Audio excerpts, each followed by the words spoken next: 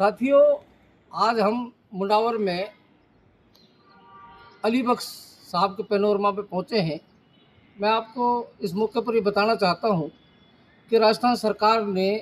अलवर ज़िले के जितने भी ऐतिहासिक जो चाहे विभूतियाँ रही हों, चाहे बड़े योद्धा रहे हों, जैसे हसन खां मेवाती का भी पैनोरमा बनाया।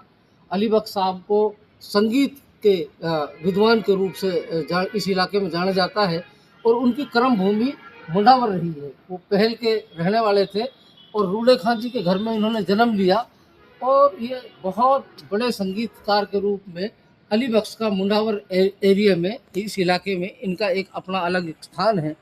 मैं इस वीडियो के माध्यम से आप तमाम साथियों को ये ध्यान दिलाना चाहता हूँ कि जब कभी भी घूमने फिरने का आपको मन हो तो आप तमाम साथियों को चाहिए कि वो नज़दीक में आकर के, चाहे वो ऐतिहासिक तथ्य हमारे संगीत से जुड़े हों, चाहे वो हमारी बहादुरी की गाथाएँ हों, चाहे जहाँ जहाँ भी जिस तरीके से जो शौर्य की और गौरवशाली गाथाएँ हैं, उनमें हम सब लोगों को चाहिए कि उनमें थोड़ा सा आदमी की एक दिलचस्पी हो और ताकि हमारी नई नस्लें इससे अधूरी नहीं रहें। उनका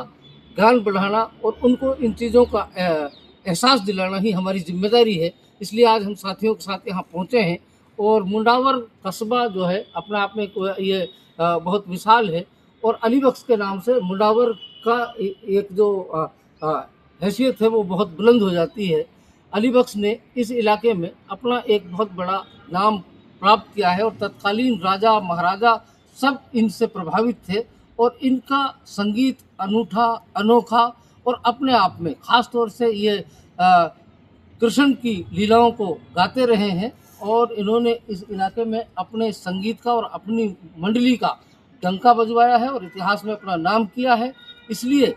आज हम सब यहाँ पहुँचे हैं। ये बहुत शानदार कई करोड़ रुपए की लागत से ये पैनोरमा बनाया हुआ है। जब मेरी यहाँ के कर्मचारियों से बात हुई तो उन्होंने यही हसन खां मेवाती पैनोरमा का हाल है कि ये चीज़ें बना तो दी गई हैं जो ख़ास तौर से मेवात के साथ जुड़ी हुई हैं और मेवात के इतिहास को जो उकेरती हैं और मेवात के गौरव का जो बखान करती हैं, लेकिन अफसोस की बात यह है कि हमारे लोगों की इसमें दिलचस्पी बहुत कम है। हसन खां मेवाती का नाम लेने वाले बहुत हैं और हर साल उनकी बरसी भी मनाते हैं, लेकिन उनके पैनोरमाओं की और देखने वालों की तादाद बहुत कम है। इसी तरीके से इस पैनोरमा का हाल है। यहाँ लोग बाग आते नहीं हैं, इसलिए न आने की वजह से यहाँ थोड़ा सा ये इसका रूखापन सा नज़र आता है। लोगों की जिम्मेदारी बनती है, हमको चाहिए कि जो ऐतिहासिक स्थल हमारे सूफी संतों के नाम से या योद्धाओं के नाम से बनाए गए हैं, हमें उनको निश्चित तौर से खुद को भी और अपने बच्चों को भी ज्ञानवर्धन के लिए दिखाना चाहिए। आप लोगों ने मेरी बात को सुना और मैं उम्मीद करता हूं कि आप तमाम लोग इस तरफ ध्यान देंगे और हमारे ऐतिहासिक और चाहे वो जो साहित्यिक जो हमारा संग्रह है और जो गौरवशाली इतिहास है उसको उकेरने का, उसको पढ़ने का, उसको लिखने का, उसका दर्शन करने का, उसको देखने का आप तमाम साथी काम करेंगे। धन्यवाद।